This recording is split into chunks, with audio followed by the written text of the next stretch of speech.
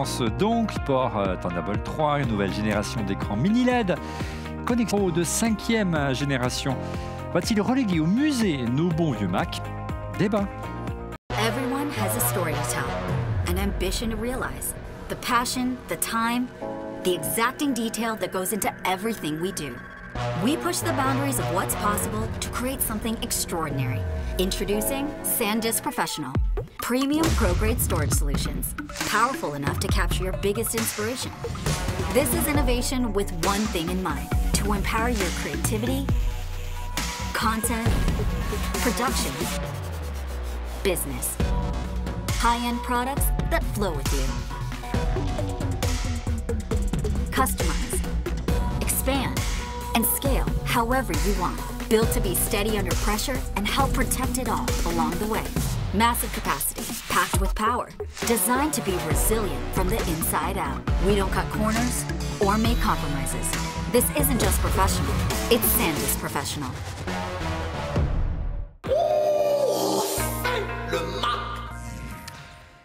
Bonjour à toutes et à tous, vous regardez On refait le Mac alias ORLM, très heureux de vous retrouver pour notre débat ORLM, notre débat high-tech hebdomadaire. Merci infiniment pour votre fidélité et n'hésitez pas à nous soutenir en vous abonnant à notre chaîne YouTube. On en parlait tout à l'heure avec les petits camarades que je vais vous présenter dans un instant. On a une particularité sur notre chaîne, c'est qu'on ne coupe pas l'émission avec de la pub, donc profitez-en. Vous avez une pub en amont, une pub en aval, mais rien au milieu. Donc, vous avez une heure d'émission sans pub. Avec comme chroniqueur, ici en plateau à mes côtés, mon ami Stéphane Zibi de Ionix. Bonjour Stéphane. Bonjour Olivier, bonjour à tous. Comment ça va? Ça va. Ça va. Bon. Un autre ami en plateau également, Laurent Pantanach. Bonjour Laurent.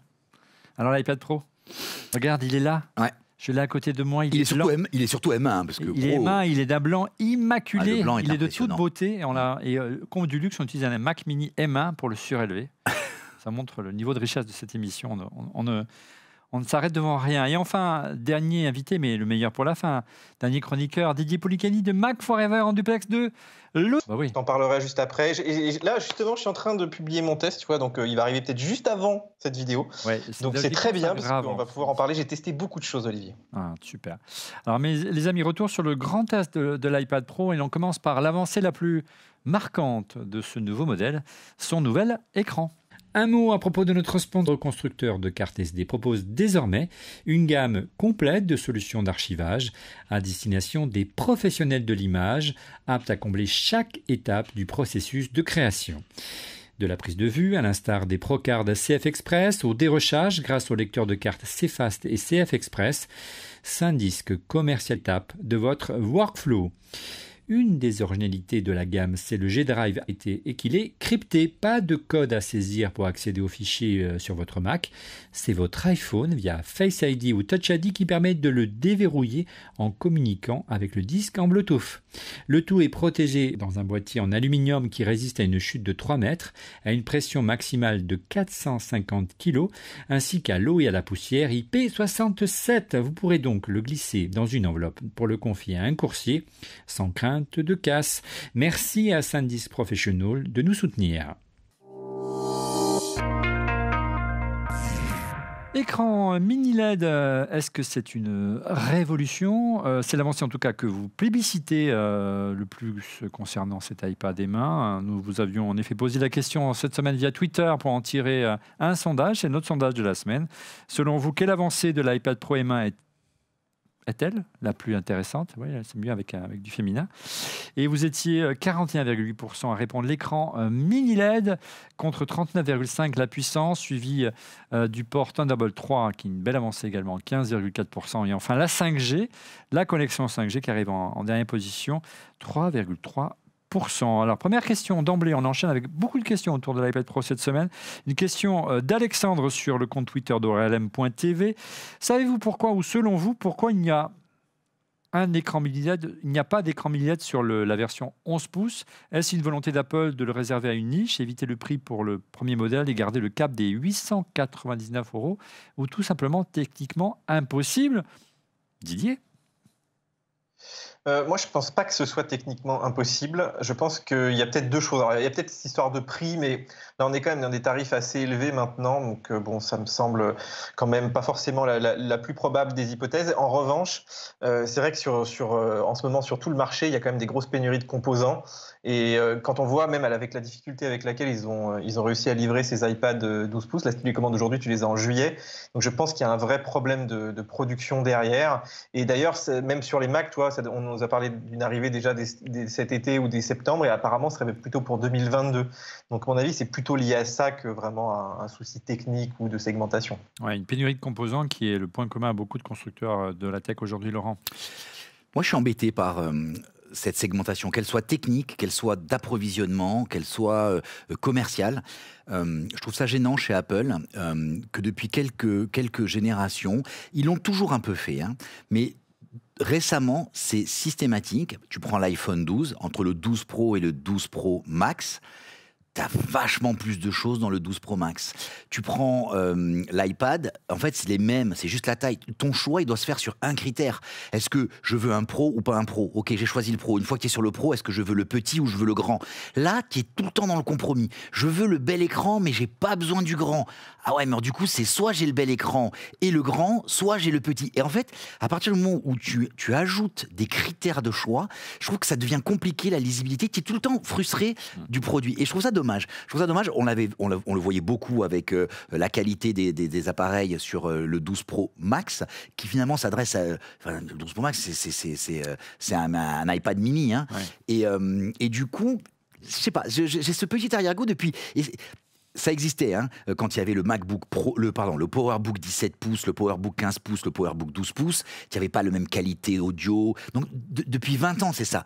Mais c'était quelque chose de faible, tu vois, l'écart. Là, c'est quand même, tu vois, l'écran est comme majeur, quoi. C'est quelque chose que tu utilises tout le temps, quoi. Bien, Stéphane, on est tous équipés d'iPad, hormis moi, pour piloter ici mon texte et mon prompteur. Non, c'est ça qui est un peu...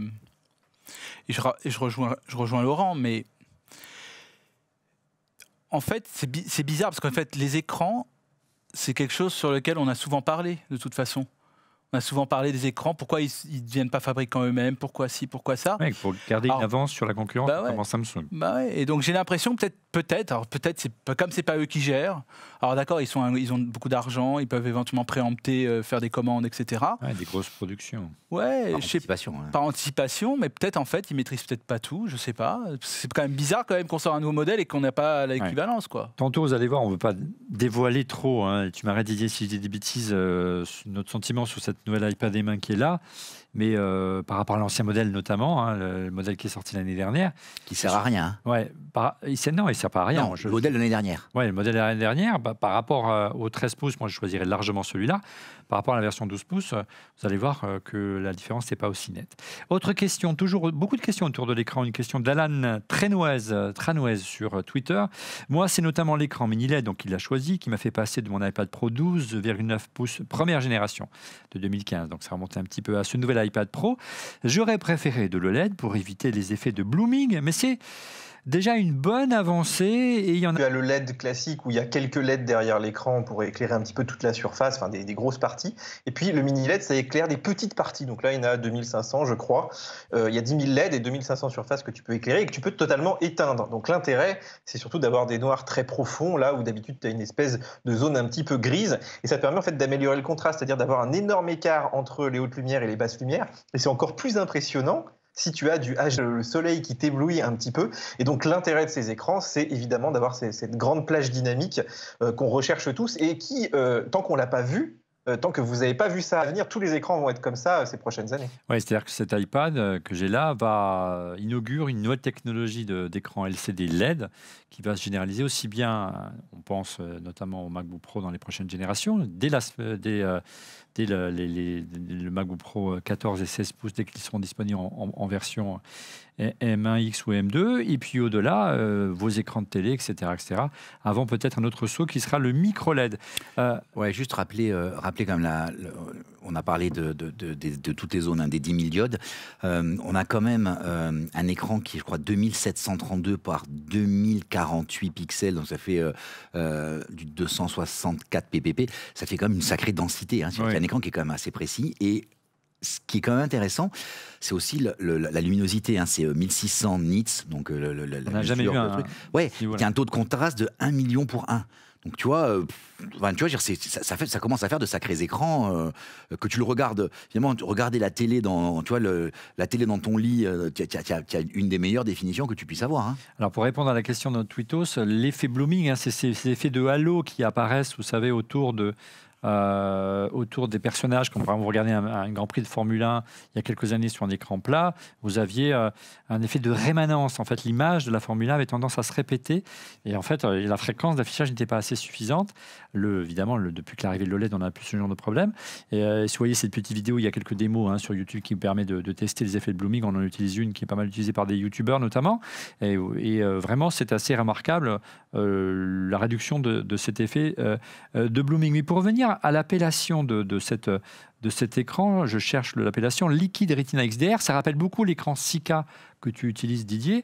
Apple en a fait carrément l'analogie de cet écran en disant voilà, on a mis la techno de notre écran 6K dans un iPad 12 pouces, qui coûte beaucoup, beaucoup moins cher, 5 000 € moins cher. Est-ce que vraiment c'est comparable, Didier, toi qui utilises les deux?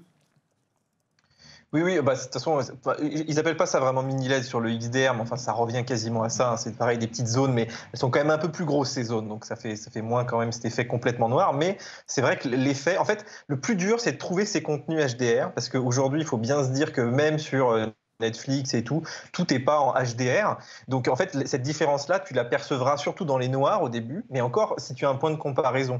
Donc c'est pour ça que si tu fais pas vraiment de la photo et de la vidéo avec du HDR, aujourd'hui, on va pas dire que ça t'apporte quand même grand-chose sur les jeux, sur même tes films que tu regardes ou sur tes photos. Mais par contre, si tu prends tes photos, par exemple avec ton iPhone, les derniers iPhones là, qui sont sortis, les 12, eux, ils sont capables de filmer en HDR, ils sont capables de faire des photos HDR. Et tu le vois déjà sur l'écran. C'est-à-dire que quand on commence à voir ça sur ton écran HDR, sur ton écran d'iPhone, sur ton écran d'iPad, là, il n'y a plus de chaînon manquant, mais il va falloir du temps avant que les gens s'équipent finalement. Et même que, tu vois, que les écrans de bureau, il n'y en a pas beaucoup qui sont complètement HDR, qui montent à 1600 nits encore. Tout à fait. Et tu as raison, pour prendre conscience de la différence, qu'elle ne saute pas aux yeux, il faut bien le reconnaître. À part la luminosité qui est quand même beaucoup plus prononcée sur ce modèle-là, par rapport à l'ancien. Regardez, on a tourné une petite vidéo, on a délibérément baissé la luminosité dans la pièce, c'était dans mon bureau. Et vous avez à gauche l'iPad Pro M1 et à droite l'iPad Pro d'ancienne génération, la 4e. Et en fait, on a mis un film en HDR qu'on a acheté tout simplement sur Apple TV+. C'est un film iTunes en 4K HDR Dolby Vision. Et si vous regardez bien, effectivement, c'est assez remarquable. Les noirs sont vraiment profonds. C'est vraiment comparable à de l'OLED. J'étais assez bluffé. Vraiment, le rétroéclairage par zone, ça marche très bien. Et alors que sur l'autre iPad, l'ancien modèle, si vous regardez bien, les noirs sont vraiment gris. Les fameux bandes noires du cinémascope, puisque c'est un écran 4/3 que nous avons sur l'iPad. Forcément, on a ces bandes noires et c'est assez prononcé. Et c'est vrai que moi, je m'étais tellement habitué à regarder mes films sur un écran OLED dans le salon, que lorsque je me suis amusé pendant les vacances de Noël, par exemple, à regarder pas mal de films sur mon iPad, ça m'avait frappé, ce gris, ça m'avait gêné. Et là, on voit vraiment la différence. Autre amélioration assez sensible qu'on a pu comparer et filmer, c'est l'angle de prise de vue, l'angle de vue lorsque vous n'êtes pas en face de l'écran. Pour regarder un film sur l'ancienne génération de l'iPad, il fallait même plutôt être au centre. Et là, si vous bougez à gauche et à droite, on a réussi à le capter également en vidéo. L'écran ne s'assombrit pas et même si on s'éloigne du centre. Donc c'est assez, encore une fois, remarquable. On n'a pas ce voile, vous savez, qui arrive lorsque vous avez tendance à trop vous écarter et l'image se voile. Donc voilà. Et puis il y a d'autres je dirais, avantages du mini LED qui va se généraliser. C'est également de réduire la distance entre le rétroéclairage et l'écran, ce qui permettra à terme de réduire l'épaisseur des produits. Écrans, donc on a hâte de voir ce que ça va donner sur l'iPad. Alors, pour revenir sur la déclaration d'Alan Tranoes, quel est aujourd'hui, messieurs, peut-être Stéphane, les avantages de l'OLED encore aujourd'hui par rapport au mini LED? Oui, Olivier. Non, en fait, l'OLED va plus loin en permettant de transformer chaque pixel en source de lumière indépendante. Et en fait, c'est ce type d'écran qu'on retrouve sur les derniers iPhones et sur d'autres mobiles haut de gamme. En tout cas, c'est sûr qu'on prend certaines habitudes maintenant. C'est quand même dommage de ne pas les garder si on change d'écran. Et en fait, tout ce que je peux dire, en tout cas, moi, c'est que là, on arrive à quelque chose de qualitatif qui va nous faire peut-être garder ces appareils-là pendant quand même quelques années. Ouais. Le LED n'a pas encore dit son dernier mot, mais non. On avait dans le sentiment, Laurent, Didier, que le LED coûtait plus cher et que la volonté d'Apple, c'est d'aller vers une technologie plus économique, qui avait aussi beaucoup de déchets sur les chaînes de production d'écran OLED. C'est peut-être pourquoi Apple a tendance à aller vers une autre techno, sachant que l'OLED, c'est avant tout du LG ou avant tout du Samsung. C'est peut-être aussi la raison. Je ne sais pas ce que vous en pensez. Moi, je pense que c'est des vrais problèmes de production. D'ailleurs, même entre Samsung et LG, ils n'arrivent pas tous à produire les mêmes types de dalles. Il y en a, ils arrivent plutôt les petites, d'autres plutôt des grosses. Donc pour l'instant, et puis tu regardes même sur les PC, par exemple, sur les Android, sur les tablettes, il n'y a pas tant d'OLED que ça sur les ordinateurs portables ou sur les grosses tablettes. Aussi. Oui, puis, non, mais je pense que les chaînes sont peut-être pas prêtes ou qu'il faut vraiment beaucoup de production derrière, ou que aussi les gens s'en foutent. C'est-à-dire que peut-être que sur certains types de formats, on n'a peut-être pas besoin d'OLED encore, ou peut-être ça coûte un petit peu cher aussi. Donc je pense qu'il y a plein de raisons qui font que ça n'arrive pas, mais c'est vrai que la logique voudrait qu'on ait quand même à la fin un peu de l'OLED partout quand même. Ouais. L'OLED n'est pas sans inconvénient par contre. Non, il y a toujours le risque de brûlure que tu es censé perdre avec le mini LED. Ce qui est intéressant, c'est que la brûlure, c'est cette image qui reste en mémoire comme on avait sur les premiers écrans plasma. Plasma, exactement. C'est-à-dire que par exemple, si vous affichez une image informatique avec un tableur Excel pendant des heures, eh bien, l'image fantôme va rester. Moi, c'est toujours cette histoire, et c'est marrant parce que c'est quelque chose qui date de très longtemps. Ouais. Sur les écrans cathodiques, il y avait déjà ce problème. Sur les écrans cathodiques, y compris les monochromes, j'avais des clients experts comptables en 98, 99, et je me rappelle quand ils éteignaient leur écran, qu'il y avait le logiciel, le menu du logiciel qui était encore dans l'écran. C'est un truc qui était assez incroyable. Ouais. Donc non, sur un écran d'ordinateur, c'est pas très grave parce que ça vaut pas grand-chose. Quand il y a un écran plasma à la maison et que tu as, tu sais, du style que tu le laisses, que tu oublies, par exemple, je sais pas moi, la mire de la télé, que ce soit Free, Orange, tu sais que le logo est toujours au même endroit et que quand tu éteins, il y a le logo Orange qui reste incrusté dans ton écran. Moi, c'est ce que j'ai à la maison. Toi, tu as ça. J'ai la première génération d'écran. J'ai eu la chance d'avoir un écran Philips de dernière génération, mais c'est pas une dalle Philips, c'est LG qui l'a produit, donc c'est pas la faute de Philips. Les premières générations d'écran OLED, 55 pouces. L'image est de toute beauté, sauf que mon fils qui est petit, qui regarde beaucoup de dessins animés en 4/3, l'écran a gardé à la bande. La rémanence du 4/3. C'est-à-dire que sur les côtés, l'image est plus claire en 16/9, mais au centre, l'image est plus sombre. Et je ne peux plus regarder. Voilà, je vais être obligé de changer. Et je ne crois pas qu'il malheureusement de. Ce qui est intéressant, c'est que l'appellation qui a été donnée, c'est mini LED, ce qui pourrait laisser penser, fondamentalement, que Apple pourrait bosser sur du micro LED, voire un jour du nano LED. Ouais, donc ça pourrait... le fait déjà. Il y a oui. Et du coup, tu vois ce que je veux dire, ça veut dire qu'on a cette possibilité d'amélioration, d'aller encore plus loin dans la qualité. Alors, beaucoup de questions toujours sur l'écran, notamment d'Alexandre sur Twitter. L'écran mini LED, donc largement, c'était son choix pour le sondage. Pensez-vous une arrivée de cette technologie sur les Mac ? Beaucoup de rumeurs à ce sujet, je crois, Didier. Oui, Olivier, je pense que ça va arriver de toute façon sur les Mac. Il y a des rumeurs qui nous disent que ça va être prévu là pour la fin de l'année pour les MacBook Pro 14-16 pouces. Il y en a d'autres qui nous disent que Apple n'arrivera pas à les produire suffisamment tôt et que ça arrivera qu'en 2022. Donc voilà, moi j'aimerais bien quand même que ce soit le cas déjà cette année parce que là, tu vois, toute la chaîne est là. On a les écrans XDR, on a les iPads, les iPhones. Donc il manque que les Mac professionnels au moins. Donc ils nous mettent ça au moins sur les 14 et 16 pouces. Je trouve que ce serait quand même pas mal. Stéphane ? Oui, non, mais Didier, il n'y a pas des rumeurs évoquant aussi l'arrivée d'un iPad Air OLED ? On a vu ça, j'ai vu ça sur Mac Forever cette semaine, non ? Oui, et puis en fait là, je pense que c'est vraiment lié à la production. S'ils arrivent à le faire pour des coûts pas trop chers, ils vont arriver à les produire. Mais là, ils ont quand même dit qu'au deuxième semestre, ils avaient des problèmes de production à cause des pénuries de composants. Ouais. Donc tout va se jouer en fait là-dessus. Et moi, je le vois, je suis aussi pas mal tout ce qui est automobile. Ils ont les mêmes soucis. Il y a des chaînes de production arrêtées là, en ce moment à cause de ça. Donc c'est un vrai problème. Ça va durer encore quelques années tout ça. Oui, quelques années. Oui, c'est ça le mot ce que je voulais dire. C'est aujourd'hui tous les analystes disent que potentiellement la pénurie de composants pourrait aller jusqu'à 2022. Oui, il faut... Fin 2022, donc c'est... rattraper le retard. Ouais.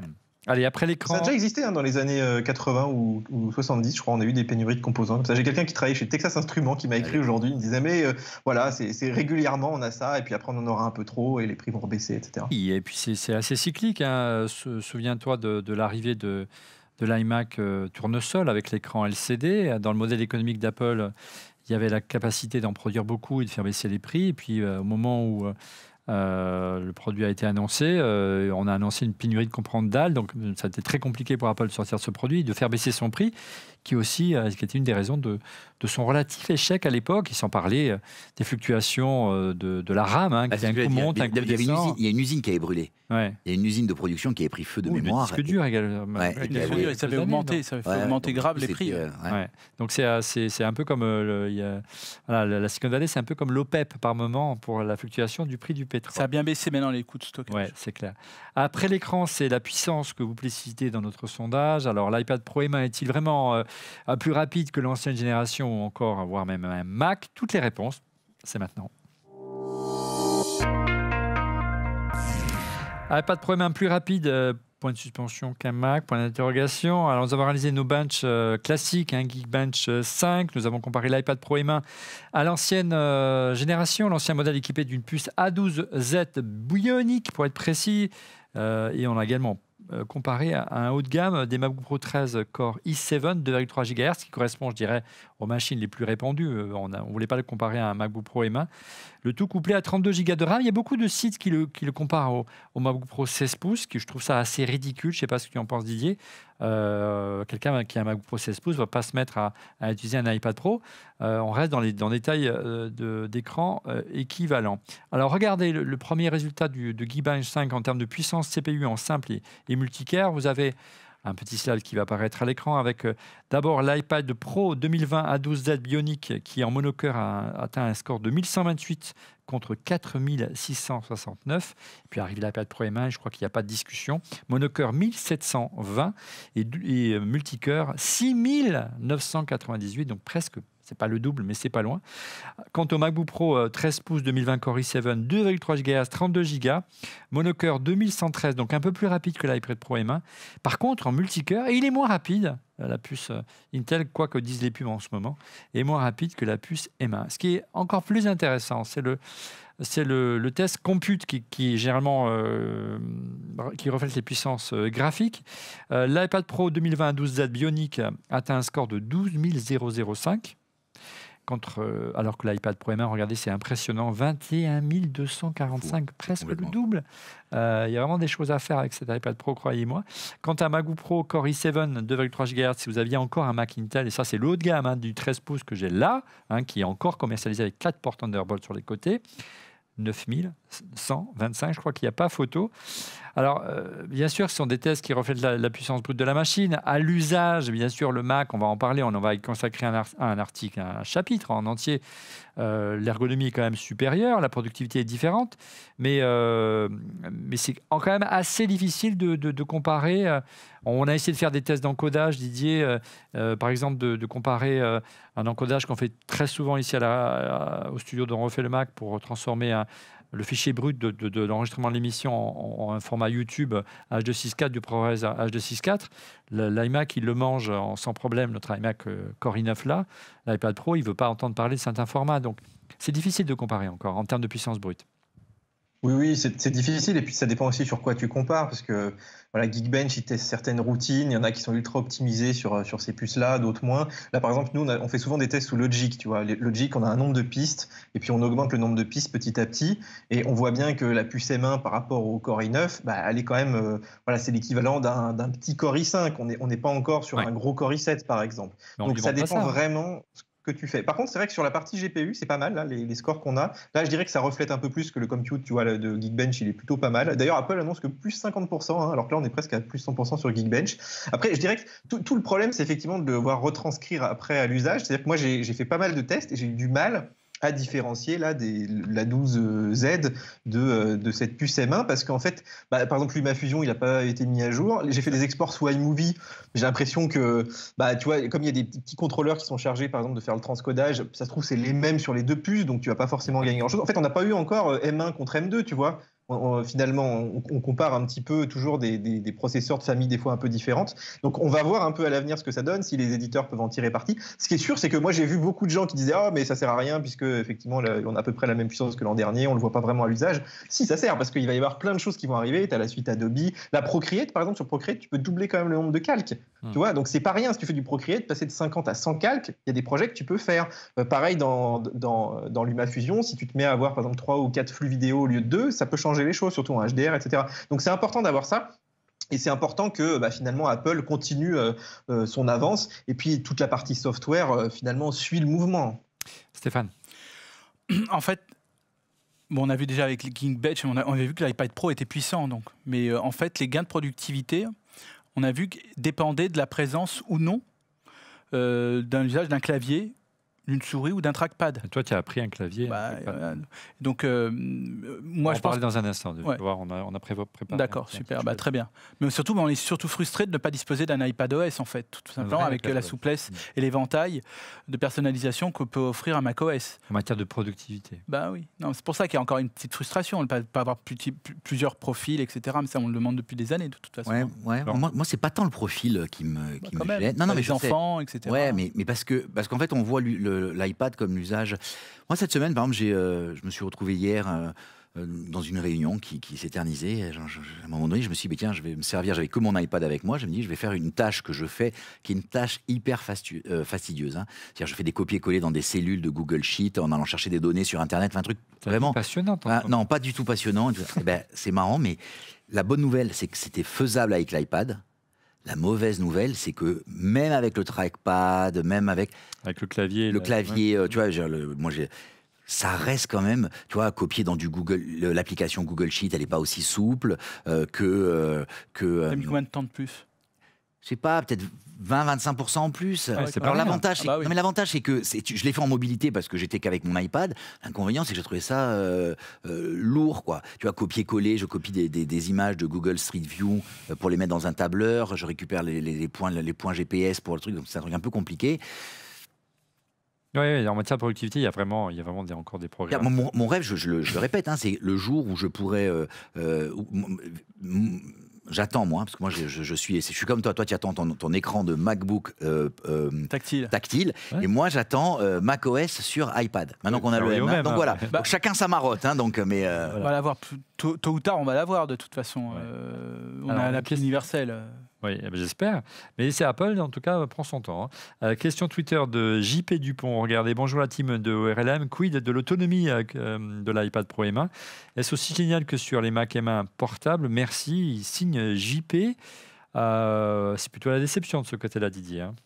Eh ben écoute, moi j'ai trouvé à peu près les mêmes autonomies qu'avant, donc j'ai pas trouvé que ça changeait grand-chose, du moins sur la grosse tablette. J'ai lancé un film là en HDR avec l'écran à fond toute la nuit et j'ai tenu à peu près 6 heures. Donc voilà, moi je dirais que globalement, en fait l'autonomie c'est décevant par rapport au Mac. Voilà, les Mac, c'est ce que j'allais te dire. Ils tiennent mieux. Et surtout, le problème de cette tablette, c'est que non seulement elle se décharge vite, mais surtout tu mets un temps fou à la charger. En une demi-heure, tu mets 10%. Donc, en fait, moi, je l'avais souvent chargé. Ça suffit pas, on est d'accord. Non, mais on n'a pas de charge rapide. Et surtout, la batterie n'est pas si grosse. Elle fait 40 Wh, je crois. Donc, si tu charges à 20 watts, ça devrait se charger au moins en 2 heures. Là, ça charge en 4 heures. Donc, vraiment, c'est dommage qu'ils n'aient pas fait évoluer ce truc parce que c'est vraiment un poison. Et surtout, si tu utilises l'iPad Pro, par exemple, pour faire de la réplication d'écran, ça se décharge encore plus vite. Des fois, presque aussi vite que le chargeur. Tu le recharges quasiment pas. L'iPad Pro, toi ? Mais oui. Le Sidecar. Bien sûr. Sidecar. Vous êtes deux à utiliser Sidecar. Non. Tu sais quoi ? Chez les étudiants, mon fils, pour le coup, ceux qui ont un iPad et ils utilisent ça pour pouvoir développer en mobilité même. Ils développent, ils n'arrêtent pas de coder. Bon, très bien. Je te le dis. Alors en gros, on arrive à 10 heures d'autonomie. En gros, c'est le chiffre annoncé par Apple. On est plus autour des 8-9 heures lors de nos tests. C'est décevant ça reste quand même. À peu près... Oui, mais c'est décevant par rapport à ce qu'on a eu au Mac, avec les Mac. Ouais, le Mac M1, on a doublé l'autonomie. On s'attendait à gagner encore plus. Et en fait, non. C'est le passage de l'abandon de la puce Intel qui fait qu'on a... Alors aujourd'hui, et ça faisait très longtemps qu'on n'avait pas pu faire cette remarque-là, même je crois que c'est assez unique, le Mac a une meilleure autonomie que l'iPad. Mais le MacBook Pro M1, c'est un monstre. Je m'en remets toujours pas. Mieux que le MacBook Air 8 cœurs. Ouais. Bah oui, puisque tu as une c'est un monstre. Je m'en remets pas, moi. Bon, allez, ce nouvel écran mini LED, la grève d'une puce M1, ce ne sont pas les seules avancées de cet iPad Pro, bien sûr. On va maintenant faire un gros plan sur son nouveau clavier, son port qui adopte désormais la norme Thunderbolt 3 et son nouveau modem 5G. Un mot à propos de notre sponsor, SanDisk Professional. Notez bien SanDisk Professional, car le célèbre constructeur de cartes SD propose désormais une gamme complète de solutions d'archivage à destination des professionnels de l'image, aptes à combler chaque étape du processus de création. De la prise de vue, à l'instar des Procards CF Express, au dérochage grâce au lecteur de cartes CFast et CF Express, SanDisk commercialise désormais des disques pour le montage et l'archivage. La gamme propose des modèles SSD Pro USB-C et Thunderbolt 3 portables ou de bureau, ou encore des versions RAID, le tout issu de l'expertise du constructeur G-Technology. Bref, SanDisk est présent à chaque étape de votre workflow. Une des originalités de la gamme, c'est le G-Drive AmorLock. C'est un disque SSD de 2 Tera USB-C dont la particularité est qu'il est crypté. Pas de code à saisir pour accéder aux fichiers sur votre Mac. C'est votre iPhone via Face ID ou Touch ID qui permet de le déverrouiller en communiquant avec le disque en Bluetooth. Le tout est protégé dans un boîtier en aluminium qui résiste à une chute de 3 mètres, à une pression maximale de 450 kg, ainsi qu'à l'eau et à la poussière IP67. Vous pourrez donc le glisser dans une enveloppe pour le confier à un coursier sans crainte de casse. Merci à SanDisk Professional de nous soutenir. Regardez s'il est beau, ce nouvel clavier blanc immaculé, le Portable Level 3 que vous devinez à peine, et également la 5G, on va en parler. Alors ce Smart Keyboard, ce clavier que moi j'ai trouvé vraiment génial à son apparition, qui intègre, vous voyez, un trackpad et qui permet de garder l'iPad comme s'il était en lévitation, de le suspendre grâce à des aimants sur les côtés ici. Je vous montre, je le défais, petite démo, enfin je vais essayer. Voilà, et en fait, grâce ici au Smart Connector, voilà, il se recharge en même temps. Vraiment, il y a un confort de travail, une orientation. J'aimerais que presque les Macs soient aussi bien. Qu'est-ce que vous en avez pensé maintenant que d'abord vous utilisez ce Smart Keyboard depuis plus d'1 an, et plus spécifiquement de cette version blanche, Laurent? Alors, le Smart Keyboard est génial dans une utilisation en je tape, je me sers de la souris, j'écris un email, voilà. Tu perds l'usage du stylet. C'est-à-dire que chaque fois que je veux... Dans l'ancien, je le prenais, j'ouvrais, je retournais, j'avais une tablette à la main, je prenais des notes. Tu restes en mode ordinateur. Là, tu es un peu en mode ordinateur, quoi. Donc, dès que tu veux prendre le stylet, tu le sors. Le problème, c'est que moi, je trouve ça très désagréable. Je suis admiratif de Stéphane qui a son iPhone sans coque. Bon, la coque, tout le monde, c'est pas tant pour le protéger, c'est juste que la protubérance derrière des objectifs, je trouve ça, quand tu le poses, c'est tout le temps comme ça, je trouve ça horrible. Et tu as le même problème avec l'iPad. Donc dès que tu le sors, que tu le poses, c'est pas stable, c'est bancal. Donc je trouve ça dommage. Maintenant, je parle du clavier blanc. Je le trouve sublime. Ça lissant quand même, potentiellement. Oui, ça nous rappelle les iBooks. Souviens-toi, il y a quelques années, ils étaient tout le temps, ou les MacBook blancs, ils étaient tout le temps dégueulasses. Ils étaient, mais il est vraiment très très beau. Ouais, il est beau. Il est vraiment très très beau. Maintenant, il y a un avantage quand même, c'est qu'on oublie que nos claviers sont dégueulasses. Donc, je le dis de manière tout à fait... Je vous permets pas, monsieur. Nos claviers sont noirs. En fait, ils sont noirs, on ne se rend pas compte qu'il y a autant à manger dedans qu'autre chose. Et en fait, le fait que tu le vois blanc et tu te rends compte que finalement, tu le touches avec des mains qui ne sont pas propres. Donc, ça devrait nous rappeler de le nettoyer plus souvent. Exactement. Tu sais qu'il y a des sociétés au Japon où ils viennent te désinfecter ton bureau sur le lieu de travail. Ton clavier sur le lieu de travail. Là, il y a plus de bactéries sur ton clavier que sur la cuvette des chiottes. Mon Dieu. Stéphane, tant qu'on ça fait plus d'1 an que tu utilises ce Magic Keyboard, c'est vraiment un vrai clavier, il n'y a pas de compromis à faire par rapport à un clavier. Pour moi, c'est un vrai clavier, il n'y a pas de compromis, ou presque, c'est des vraies touches, et c'est des dimensions presque celles d'un MacBook Pro ou d'un clavier externe d'un iMac. La tape, elle est confortable. Parfois, on peut se dire, on peut taper sans regarder et avoir un petit décalage. Non, tout est conforme aux habitudes qu'on a avec un ordinateur. Et pour moi, je pense qu'on a une meilleure qualité que le feu clavier papillon déjà. Donc il n'y a pas photo. C'est même les touches rétroéclairées. Qu'est-ce qui manque après 1 an d'usage? Qu'est-ce qui éventuellement, les touches de fonction qu'on utilise de temps en temps, la possibilité de régler le volume, même si on peut l'avoir par le dessus. La luminosité, ça peut être agréable. Tu le fais avec un coude. C'est vrai que c'est pratique. On a le réflexe du Mac d'utiliser. Bon, après, c'est vrai qu'il manque la fameuse touche échappe. Moi, ça me gêne. Quand j'ai toujours obligé, puis je change les réflexes d'échappe pour sortir du plein écran. Évidemment, c'est le réflexe du Mac. T'as la touche arrobas à la place si tu veux, mais bon, c'est vrai. Après, le poids, il pèse autant que l'iPad Pro lui-même. C'est très très lourd. L'ensemble tablette plus clavier pèse 1,350 kg pour l'iPad et contre 1,395 kg pour le MacBook Pro. Putain, tu connais tout par cœur, toi. Voilà. C'est lourd, parce que oui. Très très lourd. Il faut faire contrepoids pour qu'il puisse tenir en équilibre. En fait, c'est ça. S'il n'était pas aussi lourd, il tomberait. Il tomberait en équilibre, c'est sûr. Voilà. Mais bon, enfin, en tout cas pour moi quand même, c'est que ce soit pour Laurent ou pour moi, on s'en passerait plus, même si on utilise moins le stylet, quoi. Ouais. Didier, qu'est-ce que tu en as pensé? Au-delà, souviens-toi, lorsqu'il y a eu l'annonce lors de la keynote, l'Apple Event le mois dernier, une petite polémique tout de suite qui a enflé parce que Apple a commencé à déclarer que l'ancienne génération que vous avez là de l'iPad, le Smart Keyboard noir, n'était pas compatible avec le nouveau, donc il fallait repasser à la caisse. C'est près de, je ne veux pas dire de bêtises, 349 €, je crois, le petit clavier. C'est quand même cher donné. Et puis finalement, il n'en est rien, Didier, je crois. Oui, on a essayé le premier jour et ça fonctionne très bien. Mais c'est vrai que c'est un peu le problème avec Apple, c'est dès que c'est pas au millimètre, il te dit que ça marche pas alors que ça fonctionne. C'est un petit peu dommage. Il y a un petit peu de jeu, la fermeture magnétique se perd un peu moins. Non, mais globalement, ça marche quand même. Voilà. Mais bon, après, c'est toujours pareil. Est-ce que ceux qui achètent les nouveaux iPads, est-ce qu'ils en avaient un ancien avant? Souvent, c'est quand même un nouveau public aussi. Donc, je suis pas sûr qu'il y ait vraiment beaucoup ce cas d'usage. Par contre, moi, je trouve que ce clavier, quand même, je suis assez d'accord avec tout ce qui s'est dit. On peut acheter, je t'en parlerai à la fin, mais le clavier Logitech qui lui permet justement de le désolidariser et de l'utiliser en mode stylet un petit peu plus facilement, mais il est un peu plus long. Enfin, il n'y en a aucun qui est parfait en fait de clavier encore pour l'instant, je trouve. Ils sont surtout très très chers. C'est-à-dire que vraiment, tu mets bout à bout le prix de l'iPad et du clavier. C'est monstrueux. Je trouve que surtout on arrive à un espèce de Frankenstein. Tu sais, c'est comme quand Steve Jobs te disait oui, pourquoi utiliser un stylet sur l'iPhone.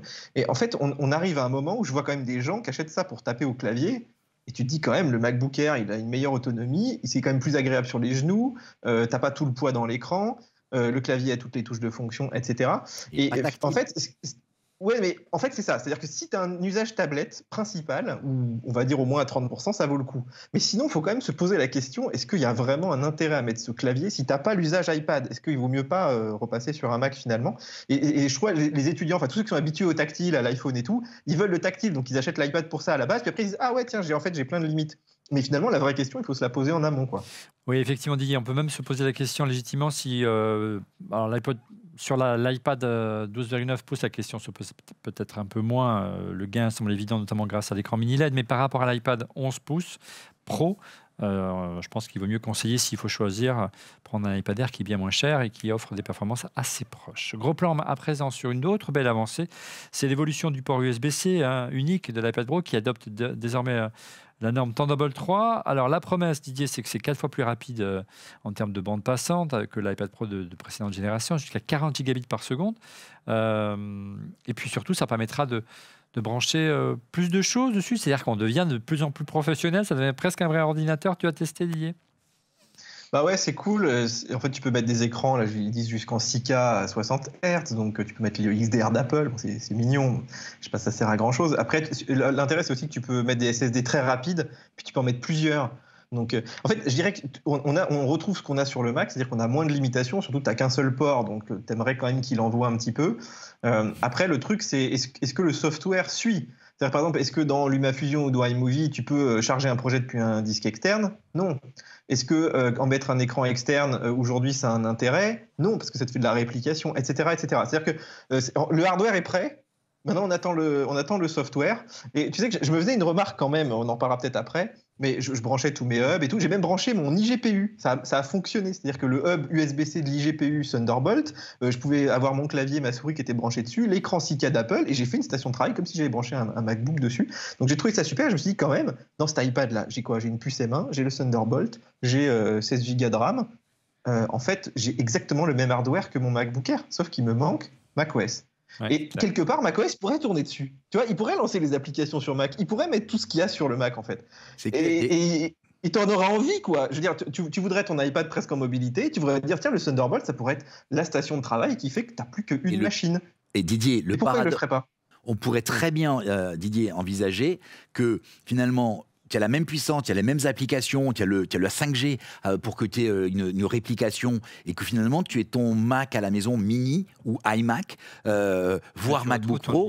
Et dès que tu te déplaces finalement en mobilité, tu as la même chose sur un iPad. Là tu as la machine ultime. Hein. Moi, je suis le plus heureux des hommes. Hein. C'est ce qu'ils essayent de faire avec la Cloud Drive, mais ce n'est pas encore la panacée.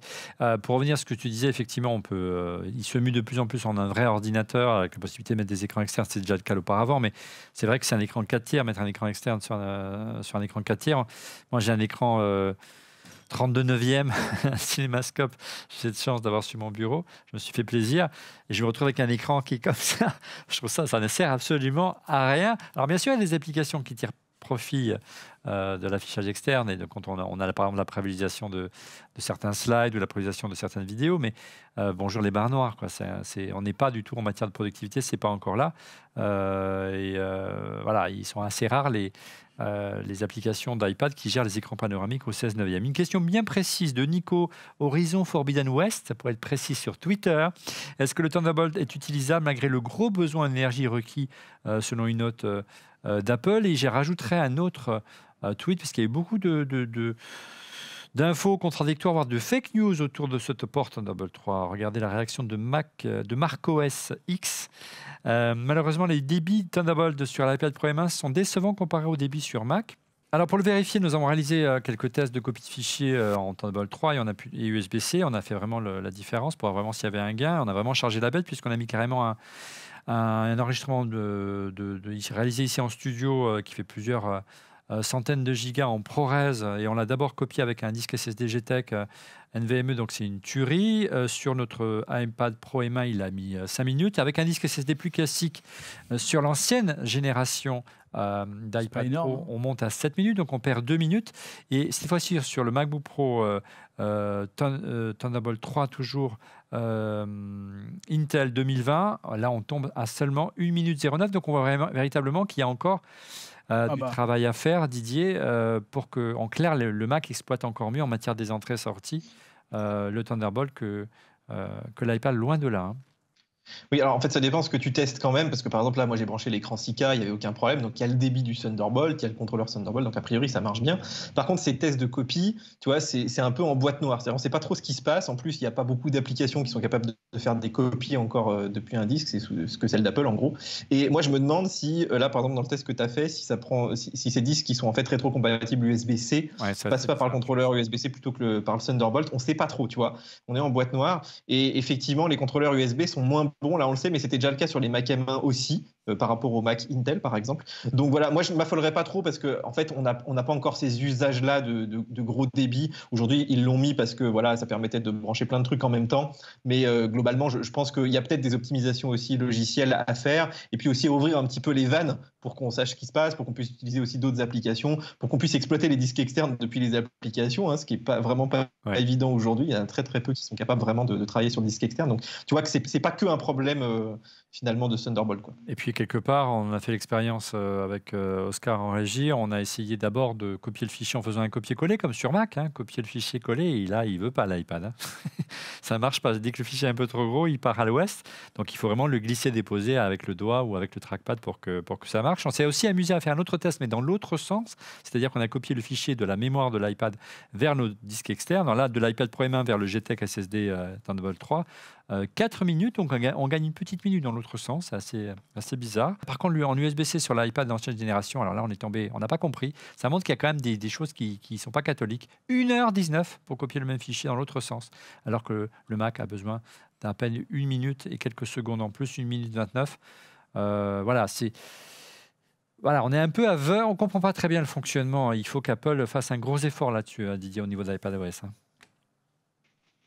Oui, c'est pas très clair. Heureusement, ça reste quand même des usages, tu vois, encore. Là, on le fait pour le test, mais franchement, dans la vraie vie, tu fais rarement ça. Tu fais du airdrop. Enfin, tu vois, on n'est pas encore dans cette logique de vraiment être de la méga productivité avec des copies d'énormes fichiers. C'est ce qu'on fait au quotidien dans le studio ici, Didier. Mais voilà. C'est sûr qu'on nous dit on peut monter avec un iPad. Tu peux monter sur un iPad, prêt en ProRes, en H264, en MP4, en HDR si tu veux, mais à partir de vidéos tournées à ce format-là, et généralement c'est des vidéos tournées à l'iPhone. Si vous tournez avec des caméras professionnelles, ça ne marchera pas. Par rapport à un Mac, tu peux même pas faire de système de sauvegarde simple aussi. Enfin, en fait, il manque quand même toute cette chaîne qu'on a au niveau de la production. C'est-à-dire que c'est pro pour des gens qui font pas des trucs méga pro non plus, quoi.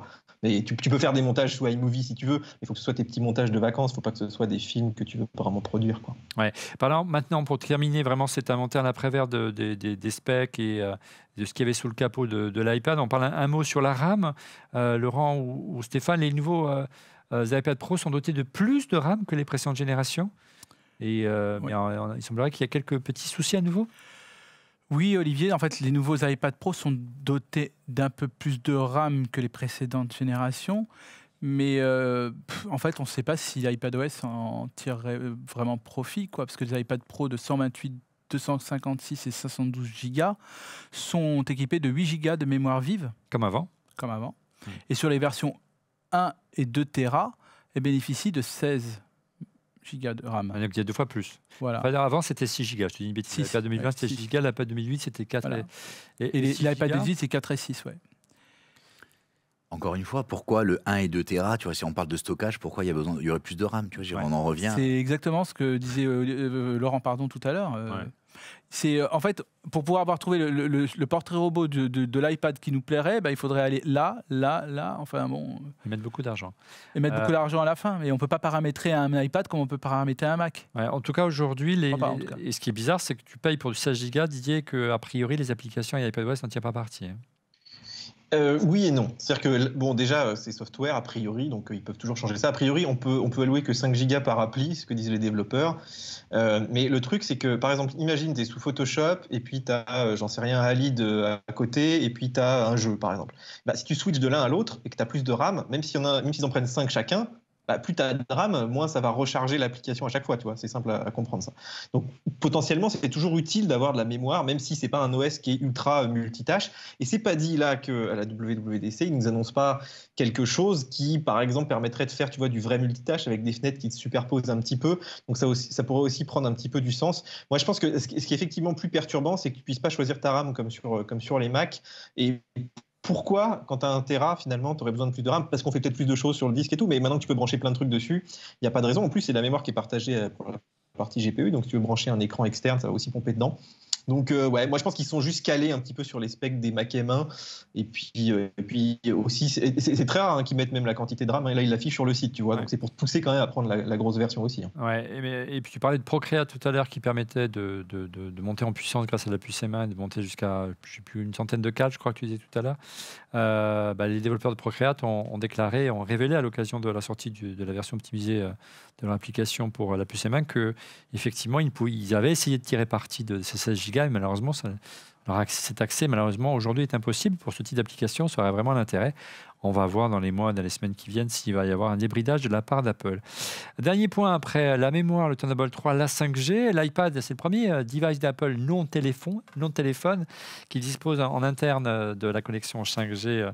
Mais en plus du Wi-Fi 6, qui est déjà pas mal pratique. Faut-il prendre cette option? Est-ce que vous avez pris cette option de votre côté? Alors, que ce soit 4G ou 5G, messieurs? Laurent. Oui, je me fais souvent bâcher en me disant mais je ne comprends pas. Il y a le partage de connexion. Pourquoi prendre la 4G, alors la 5G dans celui-là? J'ai toujours pris depuis le premier iPad. Donc il avait la bande noire en haut. Je ne sais pas si tu te souviens. Tous mes iPads ont toujours été cellulaires. Toutes mes Apple Watch ont toujours été cellulaires parce qu'à l'époque c'était une option.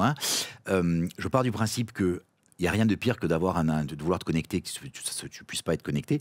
Ça a un coût, je crois que là c'est 170 € la fonction. C'est relativement raisonnable par rapport aux anciennes générations. C'était beaucoup plus cher auparavant. Je sais, mais c'est quand même 170 €. Il y a des gens qui te disent, mais pourquoi payer 170 € et potentiellement un abonnement? Alors certains font de la multisim, c'est porté ça. Mais aujourd'hui, ça fonctionne. Voilà. Mais pourquoi payer quelque chose en plus alors que tu pourrais faire le partage? Moi, c'est un confort, tu ne te poses pas de questions, quoi. Je sais que mon iPad, il est toujours connecté, quoi. Il est toujours connecté. Maintenant, je viens à la 5G. Ouais. Donc, je teste la 5G depuis plusieurs semaines. Sur Paris, tu dois être un peu malheureux, quand même. Ah non, c'est naze. Donc, en fait, j'ai la 5G de Bouygues. J'ai fait des tests dans tous les coins de Paris où j'ai pu aller. Il n'y a pas un endroit dans Paris où la 5G de Bouygues est meilleure... Si vous les écoutez... est meilleure que la 4G d'Orange. Ouais. Ah oui, que la 4G d'Orange. Oui. Ah oui, d'accord. Donc j'ai des copies d'écran de partout. J'ai pas réussi à battre. Alors il y a un ping qui est un peu meilleur, tu vois, du style 12 millisecondes au lieu de 19. Donc tu vois, j'ai pas trouvé un endroit dans Paris où la 5G était meilleure que la 4G d'Orange. C'est même pas Orange, c'est Soch, mais c'est le même réseau. C'est le même réseau. Ce que je veux dire, c'est pour vous dire. Et ça m'a déprimé parce que j'étais content, quoi. C'était une option. En plus, j'ai la double SIM sur l'iPhone Pro 12. Et donc, du coup, je passe de l'un à l'autre. Je trouve ça déprimant. Donc, la question est, est-ce qu'il faut le prendre? Pour moi, je n'hésiterai pas. 170 €, tu prends l'option. Oui, je prends l'option, ne serait-ce que pour pas le regretter, tu vois, de pas te dire un jour j'en ai besoin de l'utiliser. Après, 5G, voilà. Bon, après, il n'y a pas le choix entre 4G ou 5G, mais la 5G, on n'y est pas encore. Voilà. Stéphane, je te voyais doliner de la tête. Non, moi, forcément de la tête. J'ai pris, je crois, sur tous les iPads, j'ai dû prendre une seule fois le cellulaire. Voilà. Il est exactement dans le cas. Il est exactement dans le cas opposé, mais ce que je respecte. Hein. Et t'as quand même l'option GPS qui peut être intéressante aussi, tu vois. Non, même pas. Je sais pas, c'est un peu compliqué de mettre sur mon. Non, je voulais pas. Sur ma voiture. Non, mais ça peut être utile pour certains usages. Hein. Laquelle? Je sais pas. Moi, Bah vas-y. Trouve et après tu me dis pourquoi c'est utile. Je trouve ça. Je préfère mettre 170 € ailleurs, quoi. Ouais. Didier, pour conclure sur ce sujet. Moi, j'aimerais savoir pourquoi on n'a pas l'option sur les Mac M1. Qu'est-ce que tu fais de plus avec ton iPad bah voilà. que tu fais pas avec ton Mac? Ça, c'est une bonne réponse. Ah, sur le Mac, tu l'aurais pris. Ah, sur le Mac, là, je dis pas non. Ouais. Pourquoi? Parce que mon réseau au bureau parfois ne marche pas. Non, mais c'est rassurant de savoir que... Il y aura toujours une connexion et quand on a besoin de quelque chose, c'est bien. Et vu que la 5G égale la fibre, quoi. Ouais. Même plus fort que la fibre. En théorie. Alors, en théorie. On dirait quand même que... chez Apple, c'est cloisonné tout ça. Ouais, tu vois, on dit tiens, sur l'iPad, on peut pas faire vraiment du multi-écran. Je sais pas si on aura ça vraiment un jour correctement. Sur le Mac, ils avaient fait des protos. Hein. Il y a des protos de Mac avec la 4G et tout, mais c'est jamais sorti. Et c'est marrant que tu puisses pas te dire tiens, chez Apple, on pourrait avoir des usages un peu hybrides. Ils ont l'air de faire plutôt des silos aujourd'hui. Tout comme le AirTag dans le MacBook Pro et MacBook Air, ou dans la télécommande, ou l'iPad qui vient de sortir. Tu te dis mais mettez-nous un petit capteur. Une puce. Vu la taille de la puce en plus. C'est pas ça qui va changer les choses. Exactement. Allez, dernière question concernant ce chapitre. En fait, c'est pour le suivant. Question de Rémi Véring sur Twitter. Remplace-t-il une bonne fois pour toutes le MacBook Pro pour des tâches sérieuses? Beaucoup de questions, à savoir s'il faut privilégier un iPad Pro M1 ou un MacBook Pro M1. On va tenter d'y répondre dans un instant. Faut-il choisir un iPad Pro M1 ou un MacBook Pro M1? Premier constat, les amis, c'est que l'iMac est nettement moins cher comparé à l'iPad Pro. C'est le premier bilan que l'on peut faire. Si on compare la configuration de l'entrée de gamme d'un MacBook Pro 13 pouces avec celui d'un iPad Pro, regardez. On a choisi un MacBook Pro en version de base, l'entrée de gamme, et avec un processeur M1 avec 8 cœurs et un CPU et 8 cœurs de GPU, un SSD de 256 Go. On arrive à une facture globale de 1 449 €. Alors, pour comparer, on a pris bien sûr un iPad Pro avec un écran de 2,9 pouces, bien sûr, et puis surtout une version 128 Go à 1 219 €. Il faut noter que le prix a augmenté de 100 € cette année par rapport à l'ancienne version. Toujours ça de gagner pour Apple. Il faut compter un peu plus cher. Hein. Si vous voulez 256 Go, il faut passer à 1 329 €. Et là, on serait vraiment comparable au MacBook Pro parce que le MacBook Pro, il a 256 Go de SSD. À cela, donc de l'iPad Pro, il faut ajouter des accessoires pour être vraiment comparable à un MacBook Pro. Donc, on a rajouté un clavier Magic Keyboard pour iPad Pro 13 pouces à 399 €. Alors, on pourrait ajouter le Pencil 2, mais on l'a pas compté à 135 €. On arrive à un total de 1 618 € en 128 Go pour l'iPad Pro, soit un écart de 169 € avec le MacBook Pro. Et puis, si vous passez à la version 256 Go pour être vraiment au même niveau que le MacBook Pro, on arrive à 1 728 € au total pour l'iPad Pro, soit un écart de 279 €. L'iPad revient plus cher que le Mac, encore une fois. Mais l'écran est tactile. Trop cher. Oui, trop cher, mais l'écran est tactile. C'est le prix. Ah bah dis donc. Non, mais ce que je veux dire. Tu as vu le monde PC à combien coûte un écran tactile? Non, mais je le défends pas. Je suis pas du tout en mode défense. Je te dis juste, tout à l'heure on l'a pas dit, hein, mais enfin on l'a glissé, mais ce clavier est fantastique. Il est juste totalement hors de prix, hein. Oui, il est fait à la main. C'est au-delà du poids et tout ça. Et là, c'est pareil, quoi. Si tu te dis, t'imagines, il y a des PC pour le prix du clavier. Non, mais il y a des PC au prix du clavier. Des PC, oui. Ouais. Sous Windows. On est d'accord. Oui, non, mais j'irais. Tu vois, ça reste un. Pas la même chose. Non, alors, ça reste un clavier. Hein. Il est clair qu'après, un utilisateur n'est pas obligé d'utiliser le clavier, n'est pas obligé de. On peut très bien se contenter d'un clavier standard. Tu vas nous parler tout à l'heure du clavier de chez Logitech qui est un petit peu moins cher, mais en tout cas, c'est l'un des rares à intégrer un trackpad. Alors, on peut aussi brancher une souris Bluetooth, mais je dirais, moi, entre le Mac et l'iPad, plutôt, par contre, je suis un champ du Mac, vraiment où ça m'a ravi. Je ne sais pas si vous avez fait l'exercice, notamment toi, Didier, où l'iPad passe devant, c'est le mode visioconférence. Cet iPad Pro est équipé d'une nouvelle génération de webcam. On sait qu'elle n'est pas toujours bien placée parce qu'elle se trouve dans le coin supérieur, inférieur, au milieu, là, à gauche, en mode paysage, donc ce n'est pas l'idéal. Sauf qu'ils ont introduit de l'intelligence artificielle, une fonction qui s'appelle Center Stage, propre à FaceTime, et d'autres fonctions, puisqu'il y a une API pour le rendre compatible. Et regardez ces images, c'est assez bluffant. L'iPad dispose vraiment d'une fonction automatique de suivi de caméra. Non seulement ça suit le personnage, en l'occurrence moi, mais ça permet également de zoomer. Donc ça marche, ça croppe dans l'image. C'est l'avantage d'avoir une caméra 4K, on peut cropper facilement. Alors c'est compatible FaceTime, il y a des API qui permettront de le rendre compatible. C'est déjà le cas, je crois, avec Zoom et demain avec Teams. On a vraiment hâte que ça puisse bénéficier un jour au Mac, mais là vraiment avantage à l'iPad. Vu l'épaisseur et vu la résolution des webcams sur Mac, c'est vraiment pas gagné. Autre question concernant toujours cette comparaison entre le Mac et l'iPad, une question de CKRiOS. Avec le M1, le Mac a le meilleur des deux mondes, puissance, légèreté et autonomie. Les apps ARM et un OS complet. Le seul argument de vente qui reste à l'iPad, c'est le style et l'écran tactile. On en revient à ce que tu disais tout à l'heure, Laurent. Alors, dernière question, et peut-être pour toi, Didier. Quelle taille de disque conseillez-vous alors, du disque, c'est la mémoire intégrée, c'est le réflexe de l'ordinateur. Et pour quel usage? Est-ce qu'il faut plutôt un 128 à 256 ou un 512 Go? Est-ce que le 512 Go suffit pour tous les usages? Alors là, regarde, je t'ai préparé un petit slide et je te laisse commenter. Didier, un iPad Pro 2 2,9 pouces 128 Go coûte 1219.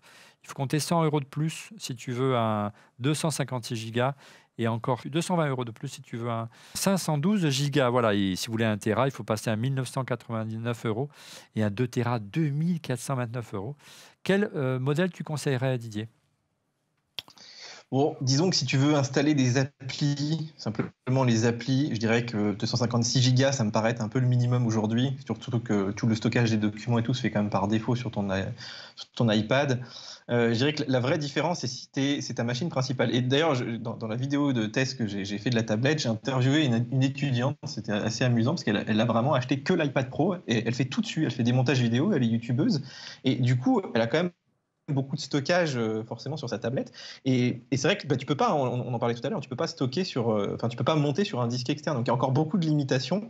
Donc si tu as un usage par exemple de photographe ou même de petit monteur amateur, bah là si tu filmes en 4K avec ton iPhone en HDR, t'arrives vite à des projets de 200-300 gigas. Donc fais le calcul, si tu veux au moins en laisser un pour faire du montage, bah, il te faut au moins le 512 gigas, voire le 1 Tera. Ouais. Et puis si tu stockes aussi des photos localement, si tu veux pas qu'ils redownloadent toujours sur le cloud, etc.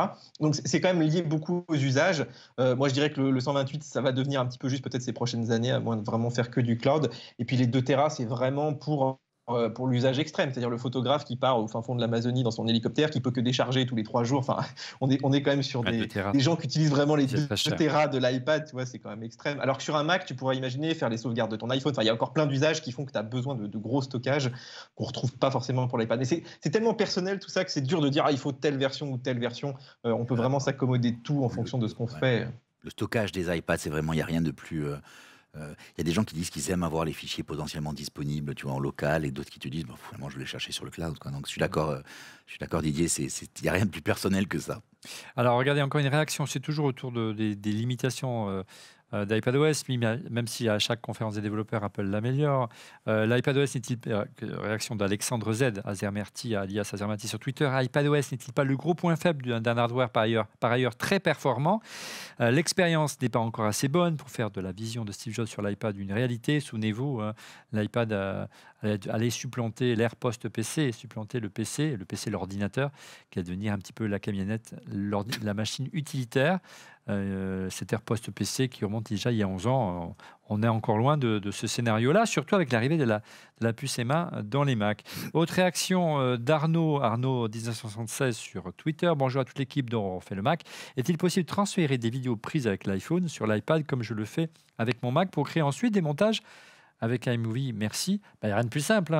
Il y a iCloud pour ça. AirDrop, voire même iCloud. C'est un compte iCloud, tu prends une photo, vous faites une vidéo avec votre iPhone, vous retrouvez vos photos sur l'iPad. Il n'y a pas plus simple pour vos vidéos. Donc il n'y a aucun souci. Et puis vous avez la possibilité de brancher des disques durs, des SSD, voire même des clés façon Expand Flash Drive de nos amis de chez SanDisk. Pour conclure sur ce grand test de l'iPad Pro, je vous propose qu'on aborde le dernier chapitre, à savoir les manques. Allez, on va commencer avec Stéphane. Quel est ton premier souhait dans ta wishlist d'amélioration pour que cet iPad que tu utilises au quotidien soit vraiment au niveau d'un Mac, voire le supplante? Je pense que l'iPadOS est vraiment pas... Vraiment, ça a déjà été dit, de toute façon, il faut qu'il soit un peu plus souple, un peu plus... Là, on a l'impression que c'est une émanation de ce qu'on avait sur nos iPhones, mais il n'y a pas la route nécessaire qui nous mène vers le Mac. Donc je pense qu'il faudrait qu'il soit un peu plus modulaire, ou je sais pas, plus souple, ouais, c'est ça. Puis on le voit, ça permet de faire plein de choses. On l'a vu dans la bureautique, ça permet pour les graphistes, pour les photographes de faire des choses vachement intéressantes. Pour nous qui sont vraiment dans le créneau de la vidéo, on a vraiment un peu de mal. Hein. Mais Progress, par exemple. C'est même pas fait pour ça, je pense. On va voir si Apple nous va proposer à terme une version de Final Cut Pro pour l'iPad. Mais ça m'étonnerait. Si, bon, pourquoi pas, mais... Laurent. macOS. Alors toi, il y a iPadOS. Moi, je pense même pas que ce soit. C'est plus un iPad. Non, mais macOS dessus. C'est un Mac. Tu l'appelles AppleOS. Tu t'en fous du système. Donc AppleOS aussi là-dessus. Ça s'appelle la Microsoft Surface. AppleOS aussi. Mais oui. iPadOS, c'était juste pour dire on a une WatchOS, on a un iPhone iOS, on a un iPadOS, on a un Mac macOS. Aujourd'hui, tout est en M1. AppleOS. Et CarOS. Pour l'instant, on l'a pas. tvOS. Avant d'arriver là, est-ce qu'il y aurait peut-être des petites choses à améliorer intermédiaires je ne sais pas, du côté de la gestion. Moi, c'est une bonne machine. J'ai la chance d'avoir, entre guillemets, le moyen de pouvoir me le payer, donc de me l'être payé. Attention, j'ai la version, j'ai 2 générations. Je trouvais que la version d'avant ne servait à rien. Ouais. Donc... Là, par rapport à tes usages, toi, tu en es. Ouais, c'est exactement. Alors, Didier, essaie de nous faire un petit inventaire des manques. Qu'est-ce que tu changerais dans iPadOS, par exemple? Mais si on prend notre usage, nous, de vieux routiers du Mac, il nous manque tout. C'est-à-dire qu'on disait, il nous manque les écrans externes, il nous manque la possibilité d'avoir plein de fenêtres à l'écran qui se superposent un petit peu. Un vrai multitâche. Un vrai Finder. Un vrai multitâche. Du vrai multitâche. Où effectivement tu puisses mettre ça sur un grand écran, tu puisses faire de l'écran étendu, tu puisses gérer des utilisateurs. En fait, mais le problème, c'est que quand tu te places dans la perspective de macOS, comme le disait Laurent, je crois, tout à l'heure, finalement, macOS est déjà là. Donc, quelque part, est-ce que tu as besoin d'aller rechercher ce que tu as déjà sur ton Mac, sur l'iPad? La question, moi, je me rends compte, quand vraiment je discute avec les gens qui ont cet iPad Pro et qui sont tout à fait satisfaits, c'est qu'en fait, ces gens-là n'ont pas forcément cette référence-là. C'est-à-dire que eux, c'est plutôt, ils viennent de l'iPhone, ils veulent du tactile, ils ont à peu près leurs applis, ils retrouvent leur petit, même s'ils sont moins productifs que nous, ça leur pose pas tellement de problèmes. Et d'avoir le Thunderbolt, ils s'en fichent complètement. Après, la question quand même sur la famille iPad, c'est que tu as quand même le même iPadOS sur un iPad à 200 balles que sur l'iPad à 2 ou 3 000 balles. Et là, je trouve que c'est plus gênant de dire à un gars, tu prends l'option max, la 5G, 2 Tera, Thunderbolt et tout, et puis tu te retrouves, tu peux le brancher sur ton XDR à 5 000 balles. Mais en fait, tu peux rien en faire de tout ça. C'est pas du tout à la hauteur de ce que te promet Apple. Donc effectivement, de ce plan-là, il manque beaucoup de choses. Mais face au public de l'iPad Pro actuel, finalement, il manque peut-être pas tant de choses que ça, quoi. Ouais, moi, j'ai vraiment du mal avec l'application fichier. Moi, j'avoue que c'est pas... Elle est censée être refaite... elle va être annoncée à la WWDC. Non, parce que l'émission est diffusée après la WWDC. Oui, elle sera peut-être annoncée. Elle a été annoncée à la WWDC. Mais c'est pas grave. Allez, on passe à dernier chapitre de votre émission. On a essayé d'être le plus complet. On a pris notre temps pour proposer un test complet de l'iPad Pro. Et oui, il faut qu'on prenne un petit peu d'avance. On fait les Mac. Et on passe tout de suite à vos coups de cœur. Un mot à propos de notre sponsor, SanDisk Professional. Notez bien SanDisk Professional, car le célèbre constructeur de cartes SD propose désormais une gamme complète de solutions d'archivage à destination des professionnels de l'image, aptes à combler chaque étape du processus de création. De la prise de vue, à l'instar des Procards CF Express, au dérochage grâce au lecteur de cartes CFast et CF Express, SanDisk commercialise désormais des disques pour le montage et l'archivage. La gamme propose des modèles SSD Pro USB-C et Thunderbolt 3 portable ou de bureau, ou encore des versions RAID, le tout issu de l'expertise du constructeur G-Technology. Bref, SanDisk est présent à chaque étape de votre workflow. Une des originalités de la gamme, c'est le G-Drive AmorLock. C'est un disque SSD de 2 Tera USB-C dont la particularité est qu'il est crypté. Pas de code à saisir pour accéder aux fichiers sur votre Mac. C'est votre iPhone via Face ID ou Touch ID qui permet de le déverrouiller en communiquant avec le disque en Bluetooth. Le tout est protégé dans un boîtier en aluminium qui résiste à une chute de 3 mètres, à une pression maximale de 450 kg, ainsi qu'à l'eau et à la poussière IP67. Vous pourrez donc le glisser dans une enveloppe pour le confier à un coursier sans crainte de casse. Merci à SanDisk Professional de nous soutenir. Les coups de cœur, on commence tout de suite avec Didier en visio. Oui, ça aurait pu être le bracelet, là, le nouveau bracelet Pride d'Apple que je trouve magnifique, tu vois. Même si vous n'êtes pas LGBT. D'ailleurs, je trouve qu'il n'est pas trop connoté, tu vois. Donc tout le monde peut vraiment le porter sans souci. Hein. Il y a des gens qui hésitaient beaucoup plus. Donc je trouve vraiment très très beau. Non, c'est bien. N'hésitez pas à aller voir les petites photos. Tu fais ton coming out. On est très heureux pour toi aujourd'hui. Et non, pas encore, Olivier, mais on ne sait jamais. Hein. Faut jamais dire jamais. Il y aura plus de garçons dorénavant dans tes vidéos, puis c'est tout. Alors, tu sais que les vidéos qui marchent le mieux, c'est plutôt avec moi. Hein, donc, bon. J'ai touché un point sensible. Hein, tu as vu qui arrive. J'ai fait des vidéos TikTok qui marchent super bien. Il n'y avait que moi. Tu vois. Donc, bon. Comme quoi, tout est possible. Il y a plus de films, c'est sûr qu'il y aurait encore plus de vues. Pour revenir à un sujet un petit peu sérieux, Olivier, et qui est d'ailleurs très raccord avec cette émission, je vais te parler de ce Combo Touch de Logitech, donc qui est l'alternative d'Apple. Regarde, déjà, je peux faire ça, ce que je ne peux pas faire avec Apple, détacher le clavier de la protection, donc ton iPad est toujours protégé. Regarde le clavier, il a un super trackpad énorme, contrairement à celui d'Apple qui est rikiki. Il a les touches de fonction, il a le rétroéclairage. En fait, tu sais, c'est comme dans la pub Renault, il a tout. C'est-à-dire qu'il est mieux qu'Apple dans tout. Même la frappe, franchement, c'est à peu près pareil. Il est peut-être un tout petit peu moins bien fini. Ça fait un petit peu plus plastoc. Et encore, moi, je trouve qu'il prend moins les traces de doigts. Après, il est un peu plus épais quand même, parce que forcément, tu as la housse au-dessus. Et puis, il a un autre problème, c'est que, tu vois, pour le déplier, je ne sais pas si je vais arriver à vous le faire, mais au pire, tu mettras des images. Si tu le déplies comme ça, il n'est pas en lévitation comme celui d'Apple, il est tout en longueur. Celui-là. Et du coup, quand tu le mets sur tes genoux ou sur une tablette de train, ça fait 35 cm, j'ai mesuré. Donc c'est beaucoup trop souvent, enfin c'est un petit peu plus casse-pied. Donc voilà, le clavier parfait n'existe pas, mais celui-là, il vaut quand même 100 € de moins. Oui. Donc, pour le prix, écoute, franchement, il coche quand même beaucoup de cases. Voilà, il a un petit peu moins de design, mais je trouve que c'est quand même pas mal. Et puis c'est suisse, Logitech. Oui, c'est suisse, tout à fait. C'est juste à côté, là. Ils développent ça juste à côté du bureau. On va aller les voir bientôt. Stéphane, de ton côté, ton coup de cœur cette semaine. Alors, cette semaine, ça faisait peut-être longtemps, je ne sais plus, une série sur Netflix. Ça fait longtemps, ça fait au moins une semaine. Moque-toi. Oh, mais on s'aime. Allez, si on peut pas lancer. Moque-toi. Donc, c'est une série qui s'appelle Black Space. Donc, le nom peut paraître un peu anodin ou quoi que ce soit, mais en fait, c'est une série.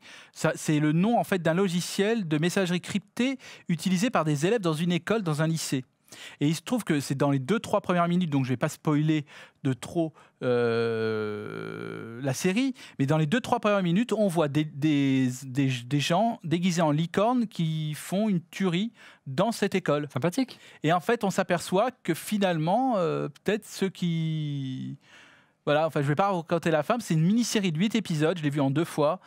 Elle est très bien faite et on déconstruit, on reconstruit et on redéconstruit le caractère de ces élèves de ce lycée-là pour comprendre pourquoi ces licornes, ces personnes déguisées en licornes ont fait cette tuerie. Il faut vraiment qu'on sorte un peu plus et qu'on on va essayer de, voilà, on va aller manger, on va aller boire. Vous allez voir, il va retrouver. Il y a besoin de parce que là, les choix éditoriaux sont parfois un petit peu étranges. Laurent, ton coup de cœur. Moi, c'est le Lexon Oblio. Alors, Lexon, c'est une marque que j'ai toujours appréciée en termes de design. Ouais. Après, j'ai toujours trouvé que c'était des produits qui étaient un peu chers. Par exemple, ils avaient fait une radio étanche que j'utilisais sous la douche pour écouter l'actualité le matin.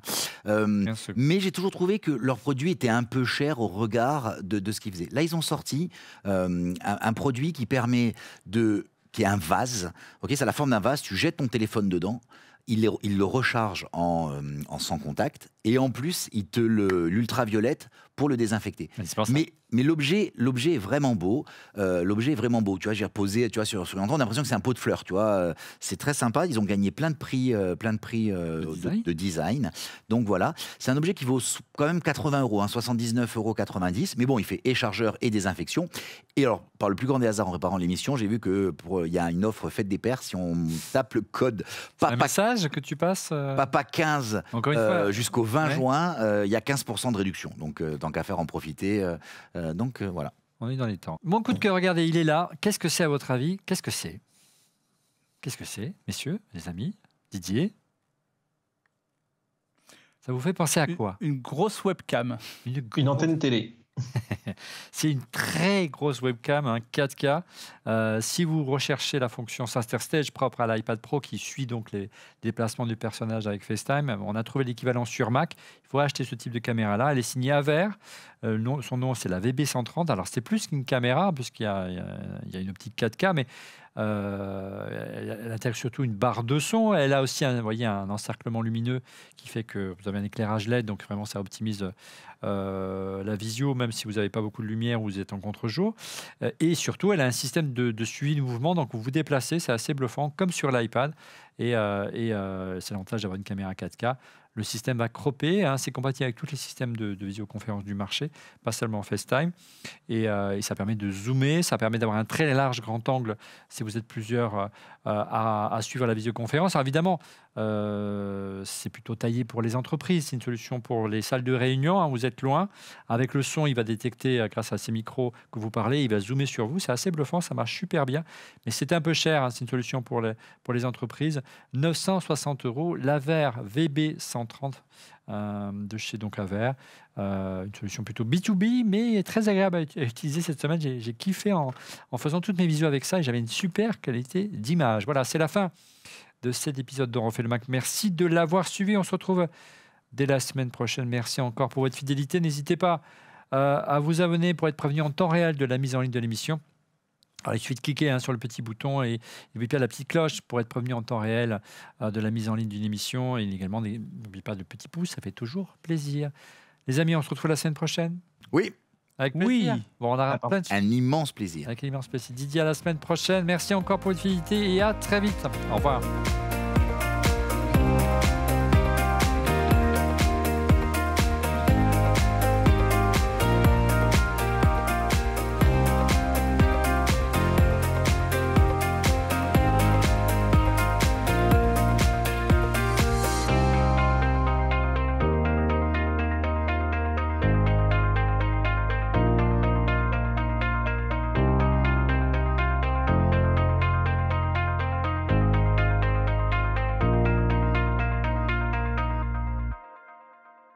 Everyone has a story to tell, an ambition to realize, the passion, the time, the exacting detail that goes into everything we do. We push the boundaries of what's possible to create something extraordinary. Introducing SanDisk Professional. Premium pro-grade storage solutions, powerful enough to capture your biggest inspiration. This is innovation with one thing in mind, to empower your creativity, content, production, business. High-end products that flow with you. Customize, expand, and scale however you want. Built to be steady under pressure and help protect it all along the way. Massive capacity, packed with power. Designed to be resilient from the inside out. We don't cut corners or make compromises. This isn't just professional, it's SanDisk Professional.